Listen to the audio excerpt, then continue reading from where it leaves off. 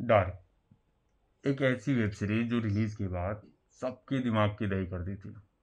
अगर तुमने देख लिया है एक भी एपिसोड और कोई कन्वर्सेशन कर रहा हो और तुम चाहो कि तुम उससे बच जाओ तो थोड़ा मुश्किल रही है। एटलीस्ट मेरे लिए बहुत ही मुश्किल था। इस सीरीज की एक और बात थी कि देखने के बाद में हर एपिसोड दर एपिसोड जैसे जैसे एपिसोड बढ़ते जा रहा था वैसे वैसे इस सीरीज की मिस्ट्री भी बढ़ रही थी। आपकी क्यूरियोसिटी, तुम हमेशा जानना चाहते थे कि बहस क्या चल क्या रहा है सीरीज में। कभी तुम इनके बीच की रिलेशनशिप को सुलझा रहे होते हो कि कौन किसके साथ है। कभी तुम ढूंढने की कोशिश कर रहे होते कि हुआ क्या। तुम सीरीज देखते देखते तुम सीरीज को सॉल्व करने की कोशिश कर रहे हो। और मुझे लगता है कि कोई भी कहानी, कोई भी फिल्म या सीरीज के लिए बहुत ही इंटरेस्टिंग एक चीज होती है कि सेम टाइम में ऑडियंस उस मिस्ट्री को भी सॉल्व करने की कोशिश कर रही है। इसका मतलब एक ही मतलब होता है कि ऑडियंस पूरी तरीके से उस फिल्म या सीरीज के साथ है। तो देखो, ये है तो बहुत ही मज़ेदार सीरीज। साईफाई है, टाइम ट्रेवल के बारे में बात होती है, कई सारे पैराडॉक्सेस के बारे में बात करती है, मिस्ट्री है। हम बात कर रहे हैं डार्क के बारे में। अगर तुमने नहीं देखी है तो स्पॉइलर अलर्ट, आगे स्पॉयलर्स भी मिल सकते हैं। और देखो तो फिर चलो शुरू करते हैं।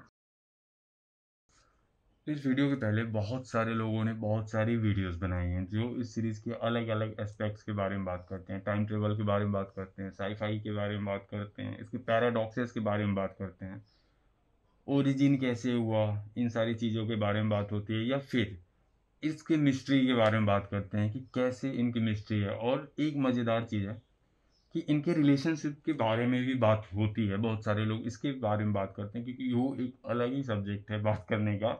और इसके मीम भी वायरल हुए थे।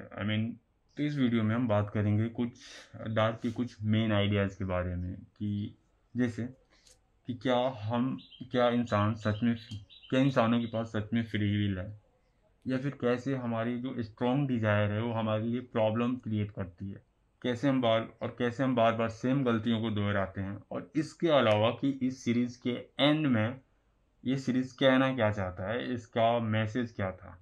आई मीन हर सीरीज़ कुछ ना कुछ कहना चाहती है। तो ये सीरीज़ शुरू से एक क्वेश्चन उठाता है कि क्या हम सच में अपने एक्शंस को कंट्रोल कर भी सकते हैं या नहीं। कैरेक्टर्स बार बार अपनी किस्मत को बदलने की कोशिश करते हैं, पर जितना भी कोशिश करते हैं वो उतना ही उलझ जाता है। वो जिन चीज़ों से बचने की कोशिश कर रहे होते हैं वो उसके और भी नज़दीक चले जाते हैं। जैसे जोनस क्यों ले लो, जो शो का मेन कैरेक्टर है, वो टाइम लूप को तोड़ना चाहता है और टाइम ट्रेवल से होने वाली जो भी प्रॉब्लम्स हैं वो उसे ख़त्म करना चाहता है। लेकिन जब वो ऐसा करता है तो बिना सोचे समझे वो खुद इस लूप को बनाए रखने वाला मास्टर बन जाता है। और फिर बनता है एडम, जो इन सब का मास्टरमाइंड होता है।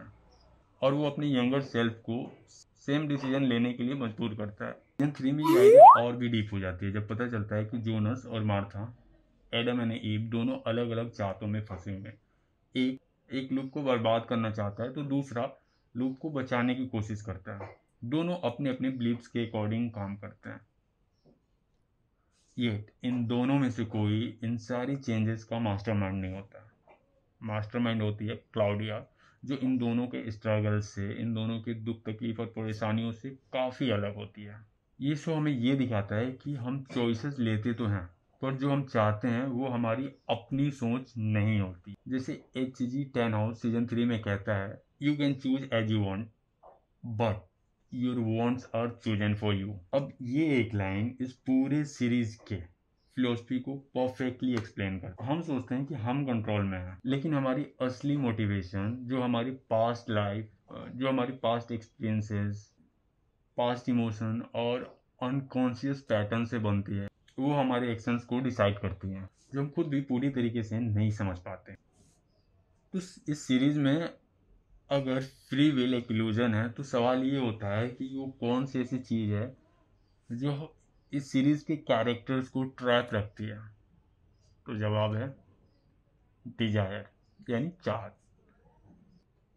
इस शो के हर एक कैरेक्टर्स के पास एक स्ट्रॉन्ग और ऑब्सेसिव गोल है, जिसकी वजह से वो अपने लूप से बाहर नहीं निकलते। जैसे जोनस नॉट को तोड़ना चाहता है और बाकी सबकी तकलीफों को खत्म करना चाहती है। मार्था नॉट को बचाना चाहती है और अपनी दुनिया को सेफ रखना चाहती है। क्लाउडिया अपनी बेटी रेजिना को बचाना चाहती है। उल्रिक अपने बेटे मिकाइल को ढूंढना चाहता है और अपने पास्ट को सही करना चाहता है। टेन हाउस अपने मरे हुए बेटे और उसकी फैमिली को वापिस लाना चाहता है।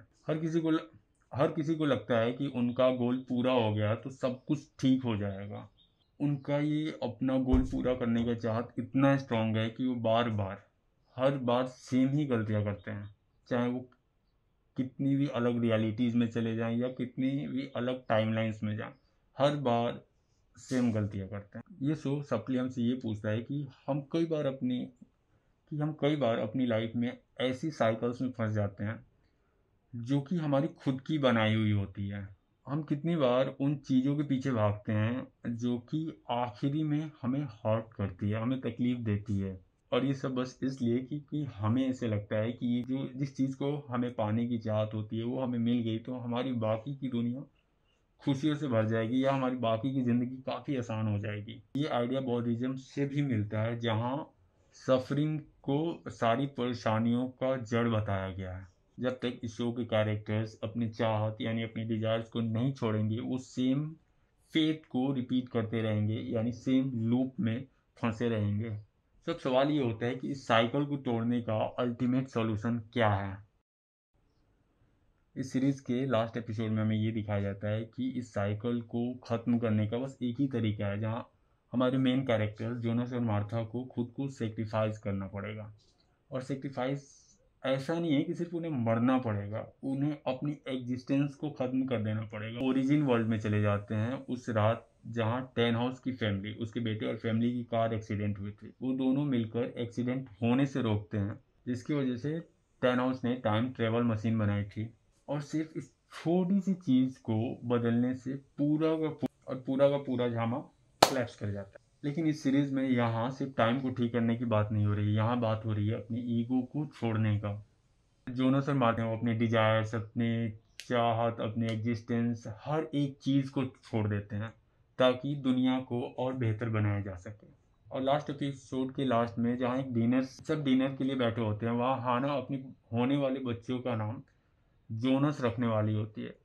एक बड़ी बात कहती है, सब कुछ खत्म हो गया, सब कुछ बहुत ही अजीब था। ऐसे लगा जैसे कि अचानक से ही आज़ादी मिल गई हो, ना कोई चाहत, ना कोई ज़रूरत, बस अंधेरा। ना कल, ना आज, ना कल, कुछ भी नहीं। और ये लाइन इस शो के एंडिंग के बारे में नहीं है, ये लाइन बल्कि एक रियल फ्रीडम के बारे में है। ये शो ये कहना चाहता है कि असली आज़ादी वो नहीं है जो हम चाहें वो हमें मिल जाए। रियल फ्रीडम वो है कि हम अपनी चाहत, अपनी डिज़ायर्स को छोड़ पाएँ। सो पहली नज़र में ये शो एक काफ़ी धमाकेदार और काफ़ी कॉम्प्लेक्स साई-फाई सीरीज़ लगती है, जिसमें टाइम ट्रैवल, पैराडॉक्स और बाकी सारी चीज़ों के बारे में बात की गई है। पर इस शो का असली मज़ा, जो फ़ील है, वो है इसकी फ़िलॉसफिकल थॉट में। ये हमें सोचने पे चैलेंज करता है कि क्या हम सच में फ्री हैं या फिर पहले से सेट किए गए पैटर्न्स को बस हम फॉलो कर रहे हैं। डिजायर ये हमें बताता है कि डिजायर एक ऐसा फोर्स है जो हमें बहुत आगे तक लेकर जा सकता है, पर ये एक ऐसा भी फोर्स है जो हमें बर्बाद तक कर सकता है। ये शो हमें बताता है कि अगर हम अपने पैटर्न्स को समझ लें तो हम उन सारी चीज़ों से फ्री हो जाएंगे। सो अपनी डिजायर्स को समझो। ये शो सिर्फ टाइम ट्रेवल के बारे में नहीं है, बल्कि ये ज़िंदगी के बारे में है। अगर तुम अगर तुम्हें ऐसे लगता है कि तुम कहीं पे जाकर स्टक हो गए हो या बार बार वही गलतियों को रिपीट कर रहे हो, तो डार्क हमें ये याद दिलाता है कि चेंज का पहला स्टेप है कि तुम समझो कि तुम्हें क्या ड्राइव करता है और फिर उसे छोड़ने की हिम्मत रखो, जैसे जोनस और मार्था ने किया था। क्योंकि एट द एंड डार्क जो है वो सिर्फ टाइम ट्रेवल और साईफाई के बारे में नहीं है, ये इंसान के बारे में है, ये मेरे बारे में है, ये तुम्हारे बारे में है, और ऑलमोस्ट ये सब सारे इंसानों के बारे में बात करती है। इस सीरीज़ की सबसे अच्छी बात यह है कि इस सीरीज़ को हर ऑडियंस जो भी लोग देख हर ऑडियंस अपने तरीके से इंटरप्रेट कर सकता है। किसी को ये साईफाई किसी को ये साईफाई सीरीज लग सकती है, किसी को ये लव स्टोरी लग सकती है जिसमें साईफाई का तड़का है। अगर तुम देख रहे हो तो तुम बताओ कि तुम्हें क्या लगता है, तुम डार्क देखने के बाद में तुमने इसे कैसे इंटरप्रेट किया, कमेंट करके बताओ। और हाँ, अगर ये वीडियो अच्छी लगे तो प्लीज़ लाइक कर देना, अगर मानो तो शेयर कर देना और प्लीज़ सब्सक्राइब कर देना। Thank you.